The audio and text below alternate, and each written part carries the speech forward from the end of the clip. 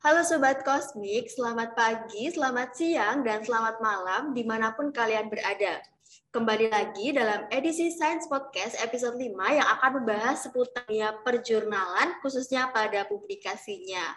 Oke, langsung saja nih Sobat Kosmik. Perkenalkan, nama saya Safira Afistawati, selaku staf dari Departemen Penalaran BEM FIPA UNY yang akan bersamai Sobat Kosmik pada episode 5 kali ini. Teruntuk Kosmik dan teman-teman semua nih yang sedang proses pembuatan jurnal, yuklah pantengin dulu di beberapa menit ke depan pada Science Podcast kali ini di mana mengusung tema publikasi jurnal hasil penelitian penting nggak sih? Oke, nanti bersama-sama nantinya akan berbincang dengan narasumber kita yang nggak kalah hebatnya dari narasumber-narasumber di Science Podcast sebelumnya loh. Oke, langsung aja nih. Assalamualaikum Mbak Vivi. Waalaikumsalam, Vista. Oke, gimana nih Mbak kabarnya? Alhamdulillah baik. Vista sendiri gimana kabarnya? Alhamdulillah baik banget sih ya aku mah. Oke, langsung aja nih. Boleh dong Mbak kenalin dulu ke Sobat Kosmik dan mungkin ceritakan sedikit kesibukan sekarang nih apa? Oke, halo teman-teman Kosmik. Kenalin, saya Vivi Rosian Rahmadika. Biasanya sih dipanggilnya Vivi ya. Oke, untuk kesibukan saat ini, Alhamdulillah saya menghandle UKM penelitian karena kebetulan amanah saya saat ini sebagai wakil ketua di sana. Dan saya juga aktif di Divisi Teknologi Informasi UKM Rekayasa Teknologi. Kesibukan lainnya mungkin apa ya? Karena ini belum kuliah, jadi saya freelance dan ikut-ikut lomba sih ya. Mungkin itu aja Mbak Vista perkenalan dari saya. Oke, berarti emang sedang ikut lomba juga ya Mbak sekarang. Ya, Semoga lancar lombanya sampai final ya Mbak. Amin. amin. Oke, itu tadi keren banget ya Sobat Kosmik tentang perkenalan dari narasumber kita. Oke, akan aku ulangi lagi. Kita akan mulai dengan Mbak Rosian Ramadika selaku Wakil Ketua UKM Penelitian 2022. Oh iya Mbak Vi, sebagai mahasiswi UNY yang kita tahu udah sering bergelut dan mengetahui seluk jurnal nih Mbak. Di sini aku mau nanya-nanya dan menggali informasi seputar dunia perjurnalan. Kalau di sini kita ambil konteksnya dari segi jurnal, seberapa penting sih publikasi jurnal hasil penelitian itu? Tapi tunggu dulu Mbak, aku lagi penasaran nih, kalau boleh tahu, Mbak Vivi itu berapa kali sih upload jurnalnya? Oke, terima kasih untuk pertanyaannya Vista. Sebenarnya saya itu sudah mencoba untuk publikasi jurnal itu berulang kali, tapi memang belum rezeki ya untuk dipublikasikan. Dan kebetulan saat ini saya ter-ACC untuk publikasi ketiga jurnal, di mana itu akan terindeks dengan Google Scholar seperti itu. Keren banget sih, udah langsung 3 Google Scholar ya Mbak. Oke, ini nggak salah lagi sih Sobat Kosmik, kita menghadirkan narasumber yang memang memiliki pengalaman di publikasi jurnal itu sendiri. Terus juga nih Mbak, bagi sebagian mahasiswa baru nih maba khususnya pasti kurang tahu mengenai jurnal ataupun artikel, dan juga barangkali itu masyarakat sering sih terkait dua hal tersebut. Lalu apa yang membedakan mendasar atau mendetail suatu jurnal dan artikel ilmiah itu sendiri, Mbak? Oke, baik. Mungkin di sini saya jelasin dulu kali ya apa itu jurnal dan apa itu artikel gitu ya. Nah, ini kan yang sering jadi mispersepsi adalah artikel dan jurnal itu sama gitu. Padahal itu dua hal yang berbeda. Kalau artikel itu tuh karya tulis yang dibuat atau dirancang untuk diterbitkan ke dalam jurnal. Nah, biasanya ada aturan-aturan yang mengikat juga dalam penulisan artikel ini. Sedangkan kalau jurnal itu adalah publikasi karyanya yang isinya terdiri dari beberapa artikel gitu. Nah, biasanya kumpulan artikel ini akan diterbitkan secara berkala pada periode tertentu. Ada yang setahun sekali, ada yang 2 kali, terus tergantung dari pihak penyedia publikasi tersebut. Nah, terus jurnal dan artikel ini udah jelas banget, banyak banget jenisnya gitu ya. Mungkin karena ini temanya penelitian, jadi kita bahasnya untuk jurnal atau artikel jenis penelitian aja kali ya gitu ya. Terus apa sih bedanya yang sangat terlihat? Tentu dari penjelasan saya tadi udah jelas banget apa bedanya ya teman-teman. Kalau artikel itu kan hasil penelitian, sedangkan kalau jurnal itu tadi kan publikasi karyanya atau publikasi artikelnya gitu. Kalau jurnal itu akan dipublikasikan, jadi tujuannya untuk menyebarluaskan pengetahuan terus hasil penelitian kalian. Sedangkan kalau misalnya artikel itu kan hasil karyanya, hasil penelitian kalian yang akan menjadikan laporan saja atau biasanya tujuannya sebagai akademis. Biasanya kan ada nih mungkin anak-anak murni, anak-anak biologi, kimia, banyak banget prakteknya kali ya, dan itu banyak banget karya-karya yang hasil-hasil penelitian yang harus diartikelkan seperti itu sih. Jadi tujuannya lebih ke akademisnya. Gitu. Oke, itu tadi tentang artikel dan jurnal udah jelas banget sih Mbak. Terus juga kalau dari tadi aku denger ini intinya tuh kayak artikel itu dalamnya jurnal. Jadi artikel dulu suatu karya yang dibuat mahasiswa nantinya dipublikasikan dalam bentuk jurnal. Seperti itu ya Mbak Vivi ya? Bener banget, Vista. Oke, wah itu udah jelas banget sih tadi. Terus aku semakin penasaran nih Mbak, untuk sebagai sobat saintis itu pasti tidak asing dengan jurnal nasional dan juga internasional. Itu sebenarnya selain dari segi bahasa yang berbeda, adakah hal spesifik yang membedakan kualitas ataupun kegunaan dari masing-masing jurnal tersebut? Mungkin bisa disangkutkan dengan sobat yang sains gitu Mbak? Oke, mungkin perbedaan jurnal nasional dengan jurnal internasional itu paling mudah memang terlihat dari segi bahasanya. Kalau jurnal nasional itu kan menggunakan bahasa Indonesia, dan ingat hanya abstrak yang boleh menggunakan bahasa Inggris. Itu pun tetap diikuti dengan abstrak dengan bahasa Indonesia gitu ya. Sedangkan kalau jurnal internasional itu umumnya menggunakan bahasa resmi PBB. Terus apa aja sih? Biasanya bahasa Arab, bahasa Inggris, bahasa Perancis, Rusia, terus Spanyol seperti itu. Nah, kemudian bedanya lagi terdapat dari segi publikasinya. Jurnal nasional itu sifatnya hanya diakui secara nasional. Biasanya terindeks Google Scholar atau yang mungkin sering kita dengar dari dosen gitu ya, digaung-gaungkan adalah terakreditasi Sinta seperti itu. Nah, Sinta ini sendiri banyak juga, ada Sinta 2, ada Sinta 4, dan lain sebagainya. Sedangkan kalau jurnal internasional itu harus terindeks oleh jurnal ilmiah yang diakui secara internasional seperti DOAG, terus biasanya yang rating tertinggi adalah Scopus gitu ya. Itu udah didewa-dewakan oleh banyak orang yang melakukan penelitian terus kemudian akan dijurnalkan gitu. Terus bedanya itu terletak dari dewan redaksinya juga gitu.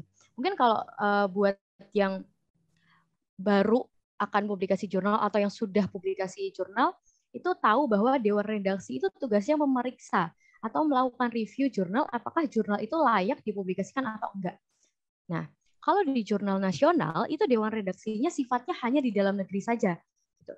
Tetapi kalau jurnal internasional itu harus paling sedikit dari 4 negara berbeda. Jadi kan itu pasti akan menemukan pandangan-pandangan berbeda dari berbagai negara. Apakah ini pantas dipublikasikan di jurnal internasional ataupun tidak gitu ya. Nah, kemudian sebenarnya untuk kegunaannya baik jurnal nasional maupun jurnal internasional itu sama-sama harus memiliki pengaruh gitu. Tetapi tentu pengaruh dalam jurnal internasional harusnya memiliki dampak atau pengaruh yang lebih tinggi dibandingkan jurnal nasional kayak gitu. Nah, kalau misalnya Vista membuat artikel yang sifatnya itu hanya berguna untuk nasional atau di Indonesia saja, ya berarti jangan dipublikasikan di internasional kayak gitu. Karena mungkin di internasional itu sudah tidak akan berdampak atau berpengaruh untuk negara lain seperti itu. Oke, mungkin tadi aku dengar kalau yang nasional itu kita lebih cangkupannya manfaat di dalam negeri gitu ya Mbak. Kemudian kalau misal nih aku mau buat jurnal, tapi itu lebih difokuskan ke negara-negara tetangga seperti misal Malaysia, Singapura. Nah itu nanti bisa naik ke internasional gitu ya Mbak? Ya, benar banget, bisa banget, bisa. Oke. Nah itu terus dari nasional dulu ke jurnal internasional atau boleh nih kita aku sendiri itu naik langsung ke jurnal internasional. Boleh banget langsung ke jurnal internasional karena sebenarnya Oh kalau iya. misalnya kita cari gitu ya, biasanya kita kan carinya di Google Scholar ya. Nah, itu ketika kita cari misal namanya Safira Afistawati gitu, itu akan banyak banget keluar jurnal yang dibuat oleh kamu kayak gitu. Jadi akan lebih baiknya untuk langsung ke internasional saja biar nggak kedouble-double kayak gitu. Kecuali kalau memang kamu mau ada di jurnal internasional dulu nih, baru habis itu kayaknya belum yakin buat ke luar negeri gitu ya, ke jurnal internasional. Bisa juga kamu kembangin dulu, kira-kira ini udah pas belum ya? Kira-kira emang sudah berpengaruh belum ya? Kayak gitu. Tapi ketika kamu sudah mengembangkan itu dan sudah yakin untuk internasional, ya sudah langsung di internasional saja. Gitu. Oke, mungkin ini sangat informatif banget buat sobat saintis semua yang sedang dalam pembuatan jurnalnya ini mau dimasukin ke jurnal nasional apa internasional gitu ya Mbak Vivi. Oke, Iya. lanjut nih Mbak. Untuk membuat jurnal itu sendiri tuh menurut Mbak Vivi sulit gak sih? Atau mungkin ada macam tantangan gitu dalam Mbak Vivi membuat jurnal itu sendiri? Wah, pembahasannya lumayan ya. Oke, mungkin untuk yang belum pernah sama sekali di pikirannya itu udah yang susah, susah, susah, terus males ribet terus emang gimana sih gitu, kayaknya banyak banget tahapannya, jadi kayak males lah gitu ya. Padahal sebenarnya untuk ngebuat artikel yang akan dipublikasikan di jurnal itu sebenarnya susah-susah gampang. Yang menjadi sebuah tantangan terbesar menurut saya adalah niatnya. Gitu. Karena mungkin kita semua tahu dan paham bahwa menulis artikel itu ya udah, oh artikel itu isinya ini A, B, C, D, E gitu. Tapi ya memang tidak semudah dan tidak seinstan kita membuat Indomie yang 5 menit udah jadi gitu ya. Tapi banyak banget tahapannya. Kalau nggak ada niat, ya artikelnya nggak akan selesai. Gitu. Kemudian bagian yang mungkin agak berat selain niat itu ada di bagian bimbingan dan revisi-revisi dari dosen pembimbing sih. Karena artikel kan itu kan akan dibuat dan dirancang untuk publikasi. Itu kan ada proses seleksinya yang tidak semata-mata kita ngajuin langsung diterima gitu. Nah, jadinya publikasi itu harus benar-benar baik artikelnya sehingga pasti akan ada masukan-masukan dari dosen yang mungkin nggak cuma 1-2 gitu, tapi akan mungkin puluhan masukan gitu ya untuk artikelnya biar artikel kita itu tuh pantas untuk dipublikasikan gitu. Nah terus kalau misalnya kita nggak kuat, kita nggak tahan banting dengan revisi-revisiannya, ya itu akan berhenti di tengah jalan kayak gitu. Dimana publikasi belum lagi kalau misalnya kita ketika revisi kita nggak terlalu cocok dengan dosen pembimbingnya kayak gitu. Yang tadinya kita rasa itu enak, dosen pembimbingnya ternyata wah ketika revisian ternyata ambis banget ya ini dosen, kita direvisi terus bahkan sampai yang ibaratnya harusnya ditulisnya namun tetapi kita nulisnya tetapi itu udah disalahin kayak gitu. Itu kan pasti akan timbul pikiran-pikiran itu yang membuat kita nggak mau untuk nulis artikel kayak gitu ya. Gitu. Nah, terus apalagi hal yang paling berat dalam pembuatan artikel ketika kita udah revisian. Nah, dari pengalaman pribadi saya gitu ya yang udah revisian artikel dan sampai belum diterima pun itu bagian terberatnya adalah di bagian pendahuluan gitu. Di mana kita harus ngatur pikirannya, kita harus atur logikanya, harus gimana cara membangun logika, kemudian cara penyajian yang harus runtut dengan bahasa yang mudah dimengerti oleh orang yang mungkin itu tidak melakukan penelitian dengan kita kayak gitu. Jadi gimana caranya kita membuat orang lain itu masuk ke dalam penelitian kita tanpa mereka harus ikut dalam penelitian tersebut gitu loh. Jadi harus to the point, di mana orang awam pun akan paham, oh ternyata penelitiannya itu seperti ini loh, oh ternyata hasilnya itu seperti ini dan mudah dipahami, gitu sih. Oke, tadi aku juga dengar, berarti intinya tuh kita harus fokus di apa yang kita kerjain gitu ya Mbak. Terus jangan jangan putus asa kalau misal ada revisian, tetap harus dikerjain gitu. Oh ya Mbak, tadi aku juga dengar kalau bagian yang nggak kalah pentingnya itu di pendahuluan ya Mbak. Berarti kita kalau membuat suatu artikel itu kita fokusin dulu ke pendahuluan ya, di mana nanti pendahuluan itu ketika orang membaca pendahuluan yang kita buat itu akan paham penelitian apa yang kita lakukan. Seperti itu ya Mbak Vivi ya. Iya, bener banget. Jadi kan di pendahuluan itu akan ada latar belakang kenapa sih kalian memilih untuk meneliti ini kayak gitu. Tujuannya tuh apa sih sebenarnya gitu. Jadi kita harus membawa impact baik untuk pembacanya biar pembaca itu mau untuk apa ya melanjutkan membaca untuk kebagian metodenya, terus hasil pembahasannya seperti itu. Kalau misalnya di pendahuluan itu kalian udah yang kayak nggak tahu lah ini mau bahas apa, ya otomatis artikel kalian itu tidak akan terbaca oleh orang banyak dan di mana ya udah akan ditinggalkan gitu. Jadi manfaat yang sebenarnya tujuan kalian untuk menyebar luaskan hasil penelitian itu malah tidak akan tercapai seperti itu.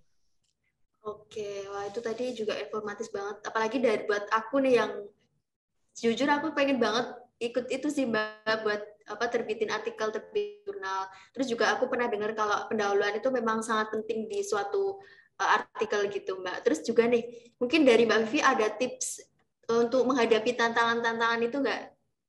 Mungkin apa gitu tips-tips untuk sobat-sobat saintis nih?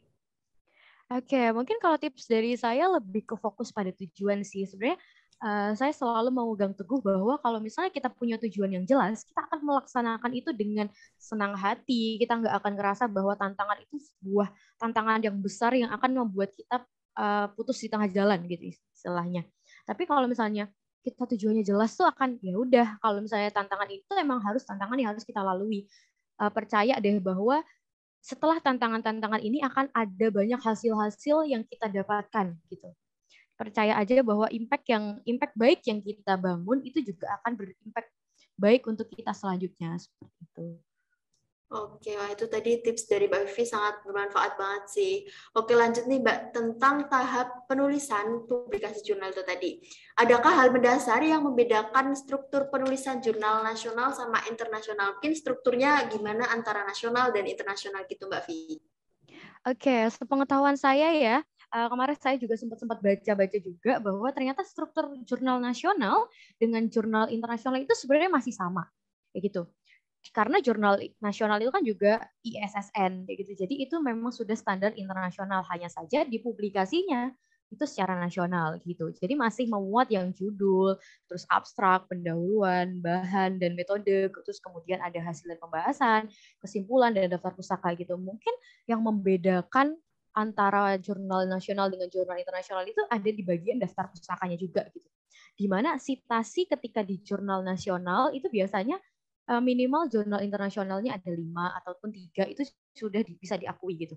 Tapi kalau misalnya di jurnal internasional itu biasanya citasinya itu akan lebih banyak mengambil dari peneliti-peneliti yang memang sudah diakui internasional. Dan setahu saya itu minimal banget harus ada 10 citasi dari peneliti-peneliti yang sudah diakui oleh internasional seperti itu. Oke, itu tadi tentang tahapan penulisan membedakan struktur antara jurnal nasional dan internasional, Mbak Vi. Terus juga nih, suatu karya kalau dijurnalkan itu lebih sulit di pengeditan atau penulisan atau di pempublikasiannya sih, Mbak. Yang sulit itu antara edit apa yang publikasi nih, menurut Mbak Vivi? Oke, kalau menurut saya sendiri itu lebih sulit di pengeditan sih, Vista. Karena kan kalau proses publikasi itu kan kita hanya mengikuti alurnya aja gitu ya. Mungkin kamu sering denger banget, mungkin di FMIPA kan juga ada ya, oval paper gitu ya. Itu kan publikasi jurnal juga gitu. Jadi sebenarnya kita tinggal ngikutin aja alurnya akan kayak gimana, kayak gitu. Mungkin syarat-syaratnya apa aja, terus harus mempersiapkan apa aja, biayanya berapa, kayak gitu kan itu ya ibaratnya administratif lah gitu. Tapi kalau pengeditan itu kan sebenarnya sudah terjadi sebelum kita memutuskan untuk submit artikel kayak gitu. Submit artikel ke arah jurnal gitu.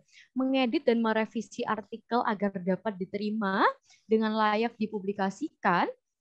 Kalau itu kan butuh waktu yang lebih banyak, menghabiskan waktu yang lebih banyak yang harusnya kita bisa main, kita harus edit kayak gitu ya. Terus ditambah dengan editan yang mungkin menurut kita udah baik tapi ternyata menurut dosen pembimbing itu udah belum baik gitu kan.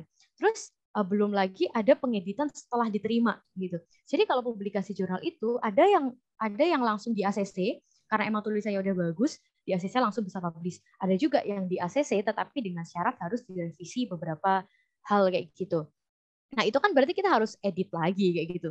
Jadi di editan setelah diterima untuk publikasi itu kayak apa ya? Kayak hal yang sebenarnya kita udah capek-capek edit tapi ternyata harus editing lagi. Jadi itu akan ada timbul pikiran kayak tuh kan kemarin kita editnya kayak gini udah bener kok gitu, kenapa harus direvisi dosen pembimbing sih? Kalau misalnya nggak direvisi mungkin kita bisa langsung nih publikasi kayak gitu. Dan itu mungkin di saat-saat paling malesnya sebenarnya kayak yang harusnya kita udah terima jadi kita udah yay, kita udah bisa nih dilihat namanya di Google Scholar gitu kan, kita harus harus revisi lagi kayak gitu. Tapi memang itu yang nggak bisa kita hindari karena di publikasi jurnal kan itu pasti akan ada proses review gitu, gimana biar pembacanya itu juga oh ternyata bagus ya tulisannya, terus apa ya, mungkin itu sih bagian tersulitnya. Agak susah juga kalau dibilang bagian tersulit. Tapi mungkin bisa disebut dengan bagian yang membutuhkan perhatian ekstra kali ya, Vista, bukan bagian tersulitnya kali ya. Bisa, Mbak Vi. Oke, itu tadi mantep banget sih Sobat Kosmik, ternyata penjelasan dari Vivi tadi menjelaskan bahwa proses pengeditan atau penulisan itu lebih sulit daripada publikasi. Nah, dari sini kita bisa tahu nih Sobat Kosmik bahwa publikasi jurnal itu tidak sesulit sesulit itu ya Mbak Vivi ya. Oke, dan juga tadi udah dibahas tentang perbedaan jurnal nasional dan juga internasional, di mana bahasanya juga sudah jelas beda, dan tadi juga strukturnya juga mirip, tapi ada beda di bagian daftar pustaka, di mana nanti daftar pustaka di internasional itu tentang sitasi juga ada minimalnya berapa, seperti itu. Kemudian tadi juga udah membahas tentang kedua jenis jurnal, antara jurnal dan juga artikel. Kemudian nih Mbak Vivi, seberapa penting sih antara publikasi jurnal itu dalam hal hasil penelitian? Mungkin karena kita kan di Fakultas FMIPA dan juga sering disangkutkan dengan sains-sains seperti itu ya Mbak. Terus juga nggak asing tentang hasil penelitian. Nah, dari Mbak Vivi sendiri itu publikasi jurnal hasil penelitian itu penting nggak sih sebenarnya? Oke, menurut saya penting banget dong. Terus apa sih pentingnya publikasi jurnal? Mungkin nggak cuma Vista kali ya yang penasaran, teman-teman juga penasaran. Apa sih pentingnya publikasi jurnal gitu? Mungkin yang pertama itu adalah kalian berhak untuk mendapatkan hak cipta agar ide kalian tidak dicuri oleh orang lain. Karena kalau kalian udah memiliki ide, terus sudah diuji, bahkan sudah dilombakan, tapi kalian tidak publikasi jurnal, terus di kemudian hari ada orang yang jahat yang mau mengambil dan menggunakan ide kalian, terus ternyata orang itu melek jurnal, terus dipublikasikan oleh orang itu. Nah, kalian mau protes, kalian mengklaim bahwa itu ide kalian, kalian akan tetap kalah karena posisinya mereka sudah lebih dahulu publikasi jurnal kayak gitu. Nah, itu kan berarti ide kalian akan sia-sia kayak gitu kan. Nah, terus kedua, kalian bisa berbagi pengetahuan kepada orang banyak melalui hasil penelitian kalian. Siapa sih di sini yang nggak mau berbagi ilmu ke orang lain gitu? Karena kan kalau ilmu dibagikan ke orang lain itu kan tidak akan pernah habis ya. Bahkan kita akan ngerasa, oh ternyata belajarnya kita tuh berguna loh buat orang lain kayak gitu. Karena mungkin di luaran sana banyak orang yang tidak seberuntung kita untuk merasakan bangku kuliah, terus kita bisa penelitian juga kayak gitu kan. Terus selanjutnya mungkin meningkatkan jumlah citasi gitu. Percaya deh teman-teman, kalau hasil penelitian kalian sampai disitasi dalam artian dijadikan acuan penelitian orang lain, itu akan menjadi sebuah kebanggaan tersendiri. Karena hasil penelitian kalian itu ternyata bermanfaat untuk orang lain kayak gitu. Dan mungkin bagi anak-anak pendidikan akan tahu ketika nanti praktik kependidikan di SMA kayak gitu ya, disuruh cari penelitian A misalnya. Oh, ternyata anak-anak itu melihat bahwa itu penelitian kalian, akan sebangga apa kalian penelitian kalian bisa dibaca oleh anak SMA, bahkan mungkin dijadikan contoh oleh guru-guru di sana kayak gitu kan. Itu. Jadi penting banget sebenarnya, tapi yang saya omongin tadi kayaknya alasan yang agak biasa dan udah sering terdengar gitu ya oleh mahasiswa-mahasiswa dan mungkin belum punya impact atau belum punya motivasi di dalam diri kalian kayak gitu. Jadi saya akan ada tambahan nih hal yang menyenangkan dari apa sih sebenarnya pentingnya publikasi jurnal itu apa biar kalian itu mau untuk publikasi gitu ya. Terus apa sih hal yang menyenangkan gitu dari publikasi jurnal? Mungkin kita akan berandai-andai ke depan ya, ke masa depan gitu. Kalau kalian sudah sering publikasi jurnal, kalian melek jurnal gitu, kalian akan bisa dengan mudahnya mendapat pekerjaan gitu. Percaya deh teman-teman, ini udah banyak banget testimoninya dari kakak-kakak tingkat ya. Itu yang udah publikasi jurnal tuh gampang banget untuk dapat pekerjaan. Bahkan bukan kita yang cari pekerjaan, tapi pekerjaan yang nyari kita kayak gitu. Nah, selain itu juga itu ada kemudahan untuk melanjutkan studi S2 atau bahkan S3 dengan beasiswa gitu. Jadi kalau misalnya kalian mau S2 atau S3, pertimbangannya kalian akan diterima itu dari jurnalnya kalian dulu kayak gitu. Kalian udah submit jurnal berapa kali sih? Kalian sudah melakukan penelitian berapa kali sih kayak gitu. Terus saya juga pernah baca di webnya Kemenristek-Dikti, tapi koreksi kalau misalnya saya salah, barangkali ada yang baca juga, tapi ternyata bukan di Kemenristek-Dikti. Saya baca bahwa kita ketika publikasi jurnal sampai jurnal internasional, itu kita akan dapat hadiah penelitian nasional. Kita akan dapat hibah penelitian nasional untuk penelitian-penelitian selanjutnya. Gitu. Jadi buat yang submit jurnal internasional itu malah akan punya kesempatan lebih untuk berkolaborasi dengan peneliti-peneliti internasional juga kan. Dan selain itu juga ada yang lebih membahagiakan, tapi sebenarnya kita nggak boleh yang berpikiran ke arah sana. Anggaplah ini adalah bonusnya kita aja kayak gitu. Apa sih itu bonusnya? Nah, kita akan dapat hadiah, teman-teman. Nggak cuman dapat hadiah apresiasi diri saja, tapi ternyata kita juga diapresiasi oleh orang banyak gitu. Jadi siapa sih yang nggak pengen dapat apresiasi? Siapa sih yang nggak pengen dapat hadiah gitu kan? Kalau di UNY sendiri, mungkin ini fun fact ya. Ketika ada mahasiswa yang bisa submit jurnal internasional, kemarin dapat hadiah laptop. Dan itu laptopnya kita bisa request kita mau laptop apa. Kayak gitu. Siapa sih yang nggak pengen dapat laptop, dapat kesempatan untuk kita request laptop tanpa kita mengeluarkan uang sepeser pun. Kayak gitu. Sedangkan sepengetahuan saya juga secara umum ya, submit jurnal internasional itu juga mendapatkan pengakuan lebih oleh negara kayak gitu. Kita akan dapat kredit card resmi kayak gitu. Terus kredit cardnya itu apa gitu. Seingat saya ya, kalau Kemenristek-Dikti, kita itu akan dapat intensif penelitian 35 juta. Terus kemudian kalau misalnya kita sudah mendapatkan beasiswa LPDP, kita itu akan lebih dapat intensifnya akan lebih banyak. Intensif penelitiannya itu sekitar 50 sampai 100-an juta gitu kan. Siapa sih yang nggak pengen gitu kan dapat uang 50 sampai 100 juta yang mungkin penelitian kita nggak nyampe segitu. Ya udah sisanya akan masuk kantong gitu ya. Terus nggak hanya itu juga gitu. Apa yang lebih membanggakan dari publikasi jurnal gitu. Kita itu bisa memberikan sumbangsih penelitian bagi Indonesia gitu. Karena kalau kita baca data di Scientific Journal Ranking, Indonesia itu sudah berada di posisi 21 untuk publikasi jurnal internasional. Di mana di tahun 2013 itu Indonesia masih menempati ranking 54 atau 56 gitu. Berarti kan itu sudah kenaikan yang lumayan pesat kayak gitu kan. Di mana hal itu kan berarti bisa mendongkrak capaian kualitas pendidikan yang ada di Indonesia, khususnya di bidang penelitian gitu. Siapa sih dari kita yang nggak pengen berkontribusi lebih untuk negara sendiri, untuk membanggakan negara sendiri dengan nama kita, itu kan pasti sebuah kebanggaan yang luar biasa ya, Vista. Itu sih pentingnya. Oke, Mbak. Itu sangat berdampak banget sih ternyata ya, Mbak. Nggak cuma dari diri kita sendiri, bahkan kita bisa memberikan jasa kita untuk negara kita ya, Mbak Vivi. Iya, Oke, benar oke. banget, Vista. Oke, itu tadi tentang pentingnya publikasi jurnal. Ternyata banyak banget sih Kosmik. Dan juga nih buat Sobat Kosmik tuh jangan ragu-ragu deh. Tuh buruan lakuin apa nih yang bisa kita lakuin, penelitian apa yang bisa kita susun, artikel, biar nantinya kita juga bisa dalam publikasi jurnal itu sendiri. Oke, terus lanjut nih Mbak Vi. Tadi kan udah bahas tentang definisi, kepenulisan, terus mulai merambah ke publikasi, jadi nambah kepo nih. Kayaknya penting banget bagi sobat kita yang mau publikasi karya mereka. Nah, kemudian juga dari kita itu ada question box di stories IG BEM FK UNY, di mana ada yang bertanya nih Mbak Vi dari @satsetwasweswas, di mana dia bertanya, tahapannya apa aja Min gitu. Mungkin boleh dijelaskan baik itu nasional maupun internasional tentang tahapan publikasi jurnal itu sendiri Mbak Vi. Oke, ini yang nanya lumayan susah ya namanya dan unik ya ternyata gitu ya.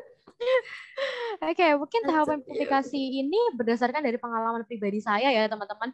Karena kan sejujurnya saya itu belum pernah untuk submit ke jurnal internasional gitu. Dan doakan saja semoga setelah acara ini saya bisa submit internasional gitu ya. Jadi amin ya Mbak Vi, amin.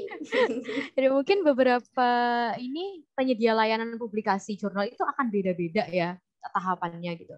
Dan pengalaman saya yang pertama mungkin akan pertama saya akan cari-cari dulu di mana saya akan publikasi jurnal gitu. Mungkinkah saya akan publikasi jurnal di LIPI, atau mungkin saya akan publikasi di UNY, atau mungkin saya akan publikasi di jurusan saya sendiri. Nah, di sini penting banget teman-teman, karena kalian harus baca dengan detail dan paham mengenai kebijakan-kebijakan apa terkait jurnal tersebut, seperti hak ciptanya, kemudian author guideline-nya, kemudian kebijakan pengirimannya seperti apa, kemudian biayanya, karena ada beberapa platform untuk publikasi jurnal itu yang berbayar dan gratis kayak gitu.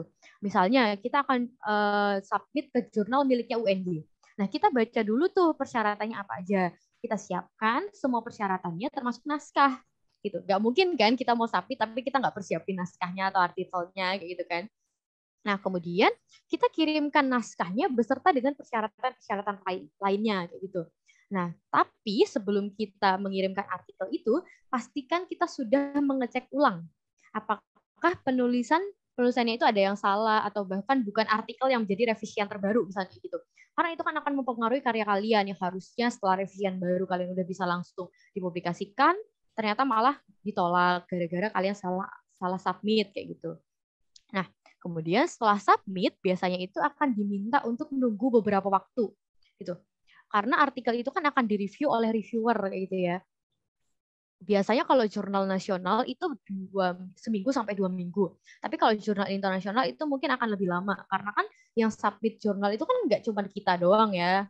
Tapi dari berbagai negara yang mau submit kayak gitu. Jadi akan lebih lama gitu. Jadi mungkin bisa sebulan sampai 2 bulan kayak gitu. Nah, itu juga bisa dimanfaatkan untuk mensubmit jurnal yang lainnya kayak gitu. Nah, kemudian setelah ada beberapa tahap itu, kita akan dapat pengumuman keputusan apakah artikel kita akan diterima atau ditolak kayak gitu. Nah, biasanya ada artikel yang diterima kemudian langsung dipublikasi, tapi ada juga yang harus dilakukan beberapa revisi dan hasilnya harus dikirim ulang dengan jangka waktu tertentu kayak gitu. Jadi kalau udah setelah diterima dan kita harus revisi itu kita udah nggak bisa santai teman-teman. Kayak ya ibaratnya kita udah janjian untuk healing kita harus revisian mau nggak mau karena udah ada deadline-nya kayak gitu kan. Nggak mungkin kan kalian udah di ACC, udah bayar, udah udah daftar ulang tapi ternyata gara-gara kalian revisinya nanti dulu lebih mementingkan healing dulu jadinya kalian nggak jadi submit. Berarti kan itu akan rugi 2 kali juga gitu. Betul. Jadi terus ada lagi nih tahapan yang terakhir yaitu publikasi di mana artikel kalian itu akan diterbitkan sesuai dengan kebijakan lisensi dari penyedia layanan jurnal itu. Jadi publikasi itu tuh nggak yang semata-mata kita bisa mengatur tanggal 25 Agustus kita harus publish ya, gitu. Itu nggak bisa. Jadi kita harus ngikutin dengan jadwalnya penyedia jurnalnya, gitu. Kita tinggal nunggu informasi bahwa oh ternyata artikel kita sudah dipublish gitu, sudah bisa dilihat di Google Scholar misalnya seperti itu. Oke, itu tadi tentang tahapan dari pempublikasian jurnal nasional ataupun internasional tentang dari Mbak Vivi. Oke, selanjutnya nih Mbak Vivi. Kalau mau upload jurnal itu di mana aja sih? Dari tadi kan kita bahas tentang Sinta, Scopus, mungkin tadi juga Mbak Vivi nyebutin tentang DOAJ, atau yang masih banyak lagi Google Scholar dan teman-temannya. Mungkin itu bisa dijelasin dari Mbak Vivi, mungkin secara gambaran umumnya itu tuh apa, terus itu apakah bisa sebagai tempat publikasi jurnal atau gimana nih Mbak? Oke, sebenarnya tempat publikasi jurnal itu sendiri itu banyak sekali ya teman-teman. Bahkan saya rasa hampir di setiap kampus itu memiliki platform untuk publikasi jurnal. Kayak mungkin Vista bisa nih mulai-mulai lihat websitenya jurusannya apakah menyediakan untuk publikasi jurnal atau enggak gitu. Atau jangan-jangan Vista juga nggak tahu nih kalau ternyata jurusannya ada platform untuk publikasi jurnal gitu ya. Gitu. Sedangkan untuk Sinta dan Scopus itu sendiri bisa dikatakan apa ya? Sebenarnya bisa dikatakan untuk sebagai platformnya untuk submit publikasi, bisa juga dikatakan sebagai akreditasinya tempat publikasi tersebut gitu. Jadi kalau Sinta itu udah indeks tertinggi dari jurnal nasional, tetapi kalau Scopus itu udah indeks tertinggi dari jurnalnya internasional kayak gitu. Nah, untuk Sinta sendiri itu singkatannya dari Science and Technology Index, di mana itu merupakan pengukuran kualitas kualitas dari jurnal nasional itu sendiri. Sedangkan kalau Scopus itu lebih ke pengukuran dari kualitas jurnal internasional itu sendiri. Sebenarnya jurnal internasional itu nggak hanya Scopus sih teman-teman. Ada jurnal yang bereputasi itu juga ada di DOAJ yang merupakan itu jurnal internasional bereputasi gitu. Tapi mungkin emang tingkatannya tidak setinggi dengan Scopus kayak gitu. Nah, saat ini mungkin banyak sekali ya. Mungkin kalian juga dapat tawaran-tawaran publikasi yang terindeks Scopus secara gratis gitu.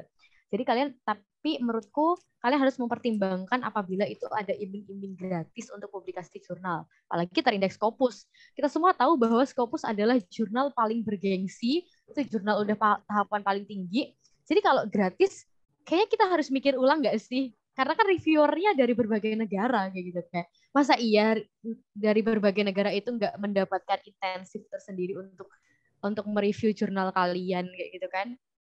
Jadi tuh kalau misalnya kalian sampai sampai mudah teriming-iming dan kalian sampai submit, itu bisa jadi ketika nanti kalian ngecek ulang ternyata wah kemarin aku udah publikasi kok ternyata nggak ada ya, nggak diakui ya gitu. Itu kan akan rugi di kalian sendiri gitu.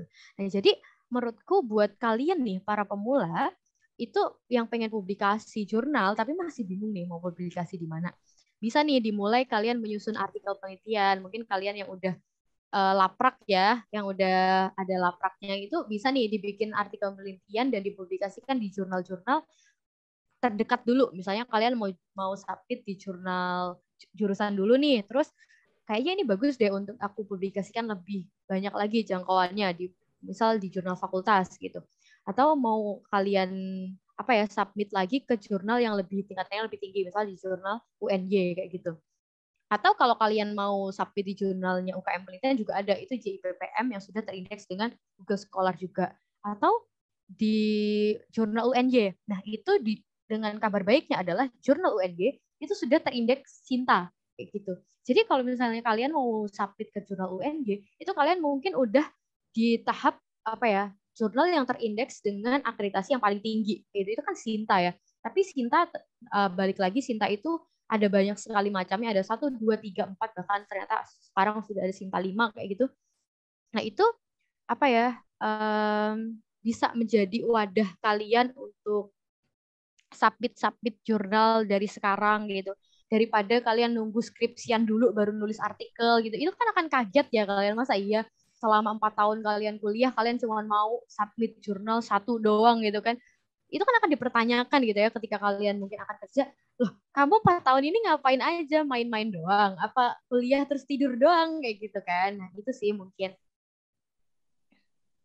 Oke, itu tadi tentang Sinta dan Scopus lebih banyak ya Mbak Vivi. Oke, aku coba ini sih tadi tertarik juga kalau Sinta itu ada Sinta 1, Sinta 2, Sinta 3, bahkan sekarang Sinta 5.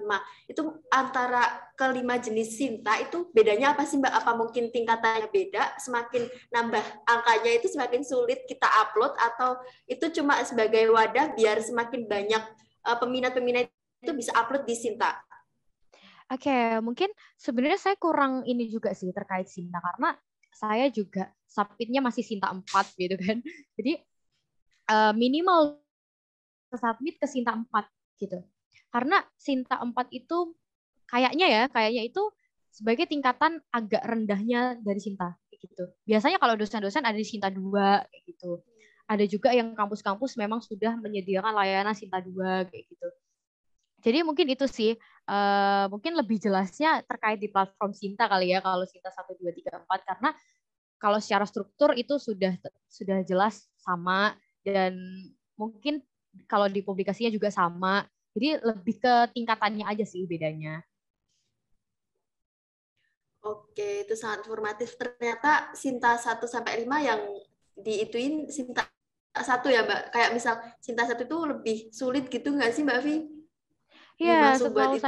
setahu saya juga Sinta 1 lebih sulit karena bahkan dosen-dosen pun jarang untuk yang bisa tembus ke Sinta 1. Makanya dosen-dosen sekarang mungkin kalian ada yang dipaksa untuk hasil-hasil penelitian gitu ya, untuk bisa ke jurnal, biar nama dosen itu juga bisa masuk kayak gitu. Karena ya memang sesusah itu untuk submit ke jurnal ke Sinta. Oke, terus juga aku ini baca-baca di Google juga, Mbak, ada Google Scholar tuh ternyata bisa tempat sebagai salah satu tempat publikasi jurnal nggak? Ya nggak sih Mbak Vi? Tadi juga Mbak Vi kan bilangnya 3 jurnal Mbak Vivi itu di Google Scholar gitu ya Mbak. Itu mungkin bisa dijelasin tentang Google Scholar itu sendiri, tentang pempublikasiannya tuh gimana? Soalnya kan kita mahasiswa terus udah sering mungkin dalam praktikum itu kita menggunakan Google Scholar. Nah, ternyata kita bisa loh untuk publikasi jurnal di situ juga. Gitu sih, Mbak. Oke, iya sih bener banget. Untuk saat-saat ini tuh Google Scholar itu bisa banget untuk publikasi jurnal. Bahkan yang tadi saya sempat mention JIPPM. JIPPM itu juga menggunakan Google Scholar untuk submitnya kayak gitu. Karena itu memang biasanya yang udah terindeks ISSN seperti dari dapat informasi bahwa jurnal saya sudah tersubmit di Google Scholar.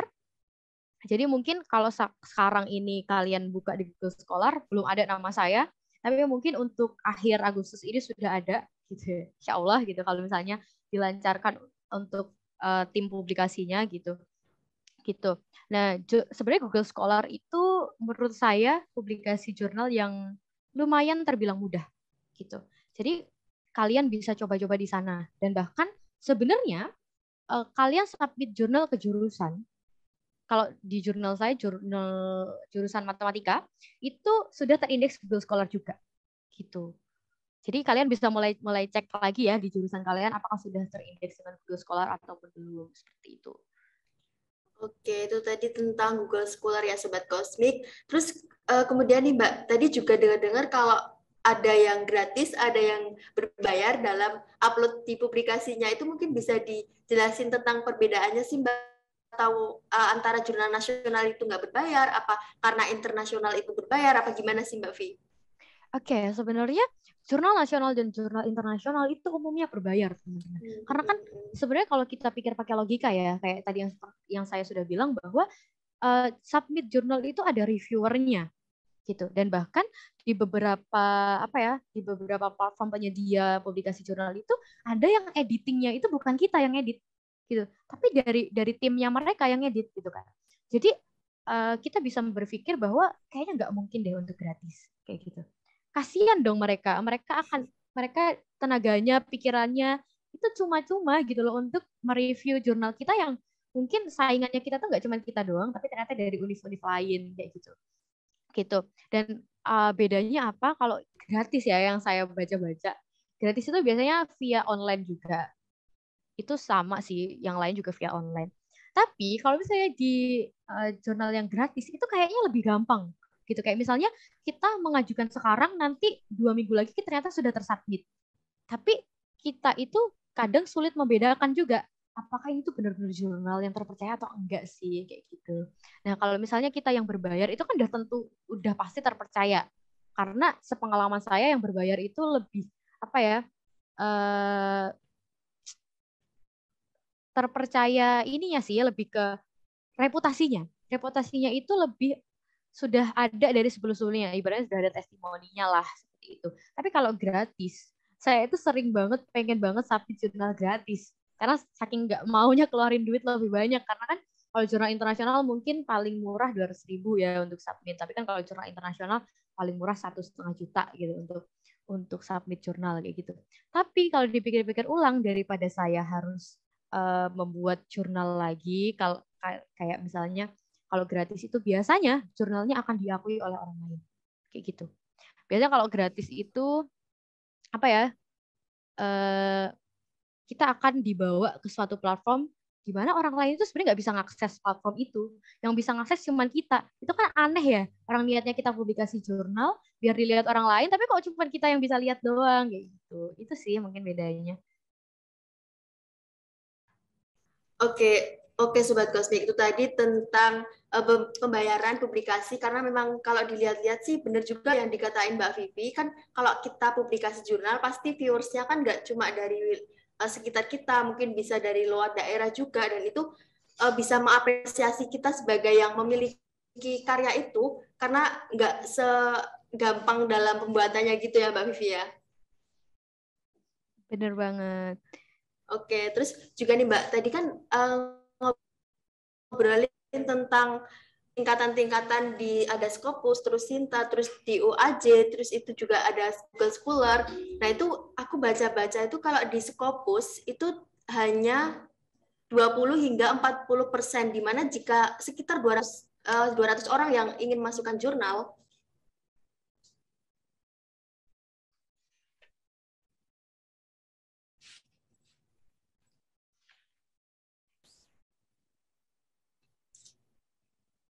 ulangin ya Mbak Vi. Oke. Oke, terus juga nih Mbak, aku baca-baca di beberapa website juga, kalau Scopus itu tingkatan tertinggi di mana hanya 20 hingga 40%. Mungkin nanti bisa dikoreksi sama sobat Kosmik yang mungkin lebih tahu. Itu saya bacanya sekitar 20 hingga 40% yang diterima. Berarti kan ini sangat benar-benar ketat dalam edisi untuk eliminasi itu sendiri ya Mbak Vi. Nah, itu mungkin adakah syarat tertentu untuk menaikkan Red Journal Index di mana kita bisa lolos di akreditasi Scopus itu sendiri, Mbak? Mungkin Mbak Vivi pernah eksplor atau mengetahui sendiri?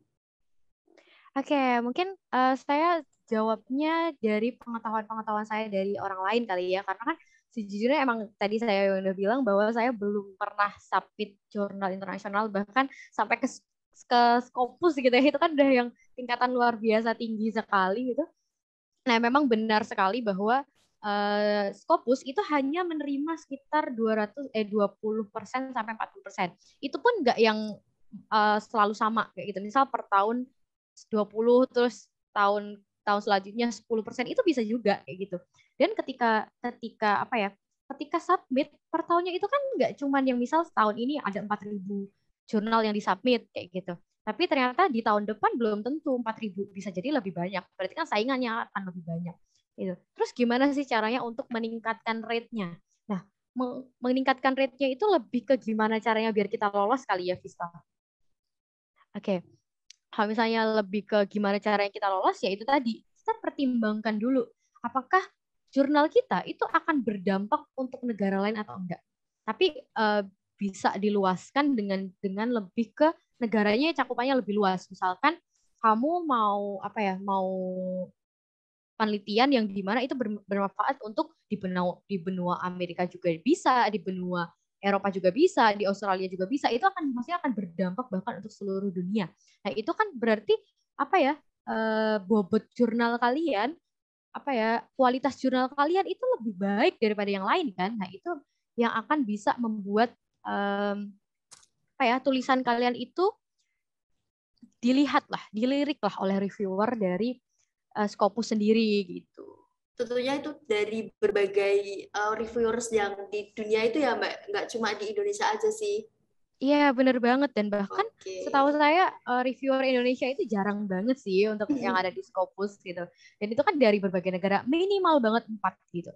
Minimal banget 4. Bisa dibayangin nggak 4 orang dari 4 negara, itu pemikirannya pasti akan beda. Bisa jadi dari latar belakang pendidikan yang berbeda.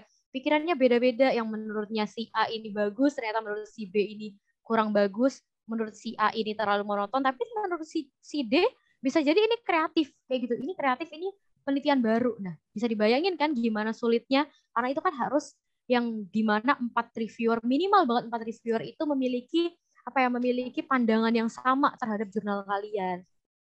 Baik, oke, itu tadi saya Sobat Kosmi penjelasan dari Mbak Vivi, dan juga kita udah berbincang banyak banget tentang jurnal dan juga publikasi jurnal. Nah, ini terakhir nih Mbak Vivi, aku mau nanya, apakah ketika kita mau menaikkan rate itu sendiri, apakah kita harus mengganti judul penelitian kita atau boleh kita memakai hasil penelitian kita sebelumnya, tinggal kita direvisi-revisi lagi untuk bisa naik rate selanjutnya nih Mbak. Gimana sih dari Mbak Vivi gitu? Oke, sepengetahuan saya ya, bahkan jurnal nasional pun sebenarnya kita boleh mengganti judul. Kalau misalnya ternyata kok judulnya ternyata nggak cocok dengan isinya, nah itulah gunanya dosen pembimbing tadi. Itu akan memberikan masukan, oh ternyata ini tuh nggak cocok loh kalau judulnya seperti ini. Kalian diperbolehkan mengganti asalkan itu masih ada sangkut pautnya dengan isi kalian gitu. Malah justru disarankan mengganti kalau misalnya emang itu tidak ada sangkut pautnya dengan hasil penelitian kalian. Misalkan di judul kalian ada IoT-nya, tapi ternyata di pembahasan kalian nggak ngebahas IoT. Itu kan udah udah dua hal yang berbeda, udah nggak ada sangkut pautnya kayak gitu. Nah, itu malah disarankan untuk mengganti agar rate-nya kalian ketika kalian submit jurnal itu bisa terlihat juga kayak gitu. Oh, ternyata ini penelitian baru atau penelitian yang dikembangkan atau bahkan penelitian yang memang sudah ada, itu sebenarnya bisa dilihat dari segi judulnya. Oke, wah itu tadi sangat penjelasan yang mendetail tentang publikasi jurnal dari narasumber kita Mbak Vivi ya. Oke Sobat Kosmik, wah gak terasa banget sih ini kita telah berada di penghujung bahasan podcast kali ini. Nah, kira-kira nih dari Mbak Vivi boleh dong kasih closing statement agar Sobat-Sobat FMIPA bisa gencar dalam pembuatan sampai pempublikasian jurnal hasil penelitian. Oke, wah nggak kerasa banget ya ternyata sudah di akhir acara gitu ya. Mungkin closing Iya, statement betul, dari Mbak. saya, apa ya, jangan ragu dan jangan males untuk memulai sesuatu karena kita itu nggak akan pernah tahu kapan waktu yang tepat apabila kita nggak segera memulai gitu. Kalau kata Mahatma Gandhi itu, jika kamu mau melangkah maka mungkin akan ada hasil, tapi mungkin juga nggak akan ada hasil. Tapi kalau kamu tidak melangkah, udah pasti nggak akan ada hasilnya kayak gitu. Mumpung masih ada kesempatan, mumpung masih difasilitasi, mumpung masih bisa cari ide, terus mumpung masih kuliah gitu ya, yuk manfaatin waktunya untuk penelitian, manfaatin waktunya untuk publikasi jurnal, agar ide yang sudah kalian rancang dengan susah payah itu nggak akan berakhir sia-sia. Penelitian yang kalian lakukan setiap hari dari pagi ketemu pagi mungkin ya gitu, itu nggak akan sia-sia karena manfaatnya itu akan kalian rasain sendiri. Terus apa ya, menurut saya itu bukan seberapa banyak ide yang bisa kalian ciptakan sebenarnya, tetapi output apa yang sebenarnya bisa kalian berikan gitu. Ide tanpa adanya aksi itu akan sia-sia di tengah jalan dan mungkin bisa diambil orang lain kayak yang tadi sudah pernah saya bilang. Dan mungkin terakhir ya, saya selalu memegang tagline gabungan dari Tokopedia dan Gojek, yaitu coba aja dulu, pasti ada jalan. Wah, itu dikutip langsung ya Mbak ya. Benar sekali. Oke, nah itu tadi ya Sobat Kosmik, bahasan Science Podcast pada kali ini. Dimana di sini aku mau coba sedikit mengulas deh tentang bahasan kita dari awal sampai akhir ini, bermenit-menit telah kita lalui bersama-sama. Dimana kita pembahasan tentang publikasi jurnal, tadi juga udah dibahas tentang perbedaan jurnal dan artikel, kemudian ada beberapa tahapan-tahapan agar jurnal kita diakui secara nasional maupun internasional. Itu tadi ya Mbak Vivi ya. Dan juga nih dari kita itu berterima kasih banyak banget sama Mbak Vivi di tengah waktu istirahatnya dari kemarin pulih ya Mbak Vivi ya. Ini si narasumber kita hebat banget sih karena telah mau berbagi ilmu dan meluangkan waktunya untuk memberikan sedikit apa ya pengalaman dan juga pengetahuan itu tentunya tentang publikasi itu sendiri.